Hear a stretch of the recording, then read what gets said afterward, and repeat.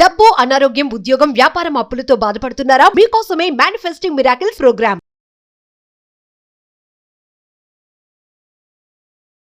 నమస్కారం డాక్టర్ శ్రీ ఆచార్య కృష్ణ స్వామి. నమస్కారం. So video start చేసే ముందు క్లాసెస్ ఎక్కడెక్కడ ఉన్నాయనేది నేను ఒకసారి చెప్పేస్తాను. Thank you. So Anantakrishna Swami గారు కండక్ట్ చేయబోయేటువంటి క్లాసెస్ 19th January 2025 హైదరాబాద్లో ఉంటుంది, 26th January 2025 విశాఖపట్నంలో ఉంటుంది, 2nd February 2025 తిరుపతిలో ఉంటుంది, 9th February 2025 రాజమండ్రిలో ఉంటుంది, 16th February 2025 బెంగళూరులో ఉంటుంది, అండ్ 2nd March 2025 విజయవాడలో ఉంటుంది, 9th March 2025 అనంతపూర్లో ఉంటుంది. సో ఎన్రోల్ చేసుకోవాలి అనుకునేటువంటి వాళ్ళు వెంటనే స్క్రీన్ మీద కనిపిస్తున్న నెంబర్కి సంప్రదించండి. ప్రీవియస్ వీడియోలో మన సబ్జెక్ట్కి సంబంధించినటువంటి వాటిలో కనుక మనం చూస్తే సత్యాన్ని అర్థం చేసుకుంటే మనల్ని మనం అర్థం చేసుకున్నట్లు అవుతాం. అంటే ఎప్పటికి కూడా కాన్షియస్ స్టేజ్లో ఉంటాం. మనం ఎక్కడి నుంచి ఎక్కడి దాకా వెళ్ళాలి అనేటువంటి దానికి మాత్రం ఒక పర్ఫెక్ట్ సొల్యూషన్ దొరుకుతుంది. అది అంతర్లీనంగా మనకే తెలుస్తున్నటువంటి అంతర్ముఖంగా మనం మాట్లాడుకునేటువంటి విషయం. అది దాన్ని ఓపెన్ చేసి చెప్పే విధానం ఉంది చూసారా, ఎక్స్ట్రాడినరీ అండి. Thank you so much for that. ధనవంతుడు కావాలనే ఆలోచన ఎవరికైనా ఉంటే ముందు పేదవారు కావాలి. ధనవంతుడు కావాలనే ఆలోచన మీకు ఎప్పుడైనా ఉంటే కనుక ముందు పేదవారు కావాలి. పేదవారు ఉన్నప్పుడు మీకు ధనవంతులు కావాలనే ఆలోచనలు వస్తాయి. ఓకేనా? ధనవంతుడుగా ఉన్నప్పుడు ఇంకా అంతకంటే ఉంటుంది, ఇంకా వేరే ఆలోచనలు ఏమి ఉండవు. ఎందుకు చెప్తున్నానంటే రిక్తహస్తాలతో నువ్వు నిల్చున్నప్పుడు మాత్రమే నీ యొక్క దోశలు అనేది నిండుతుంది. ఇప్పుడు ఎలా ఉంటుందంటే సిచ్యువేషన్, ఎప్పుడు నీకు ఏదైతే లోటు ఉందో దాని గురించి నువ్వు ఆలోచిస్తావు నిరంతరం. ఓకేనా?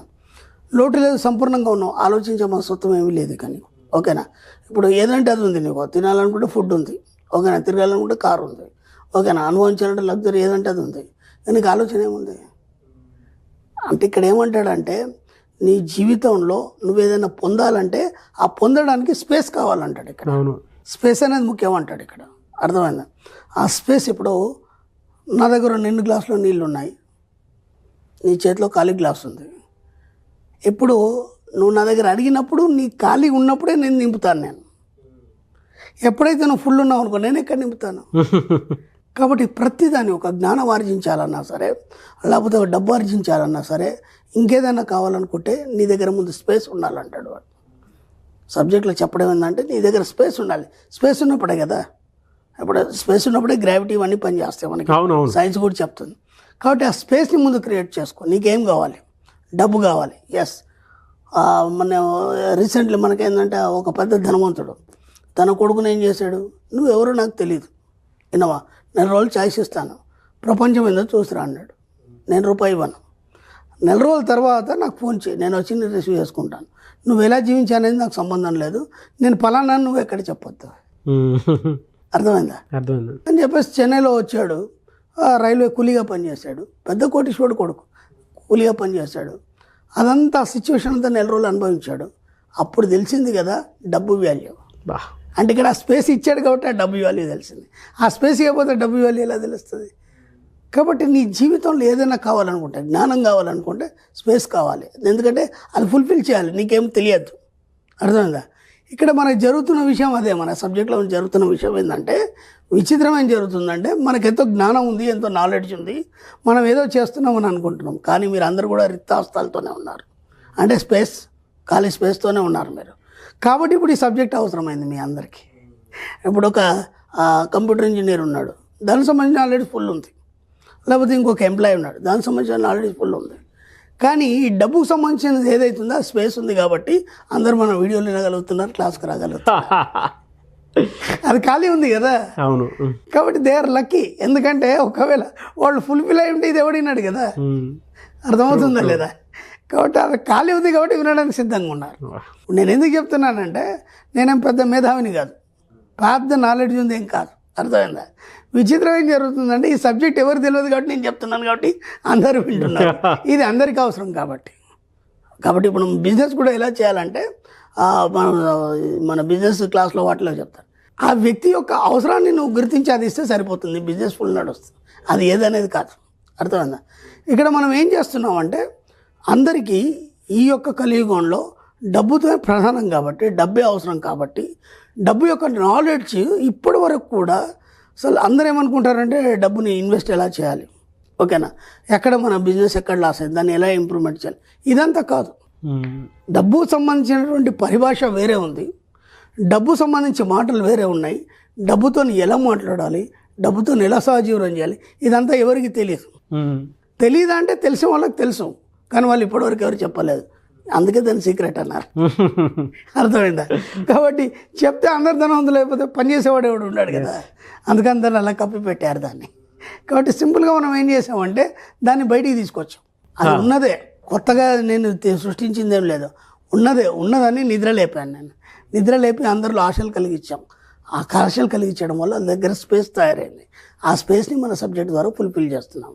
ఎప్పుడైతే అది ఫుల్ఫిల్ అయిపోయిందో వాళ్ళు ధనవంతులకు మారిపోతున్నారు. సింపుల్ మనం చేసేది.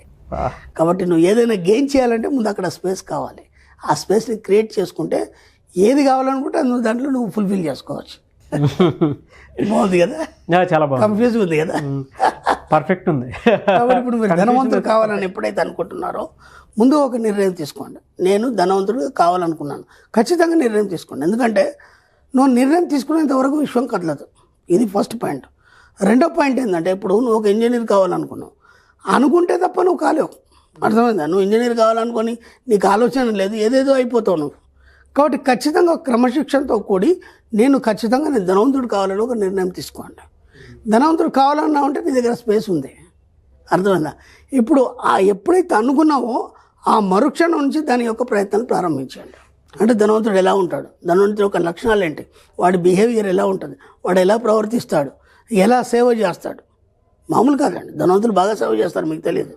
కోట్లలో డొనేషన్స్ ఇస్తారు. నువ్వు 10 రూపాయలు తీసి ఒక పిచ్చివాడికి ఇవ్వడానికి చచ్చిపోతావు నువ్వు. అవును, మరి కోట్లలో తీసిస్తారు వాళ్ళు. నీకు అంత ధైర్యం ఉందా? కాబట్టి మెల్లిమెల్లిగా దానివైపు ఎప్పుడైతే నేను ధనవంతుడు కావాలని నిర్ణయం తీసుకున్నావో ధనవంతుల దగ్గర యాటిట్యూడ్ని ముందు స్టడీ చేయి. వాళ్ళు ఎలా ఉంటారు, ఎలా జీవిస్తారు, వాళ్ళకి చిన్న ఎగ్జాంపుల్ చెప్తాను.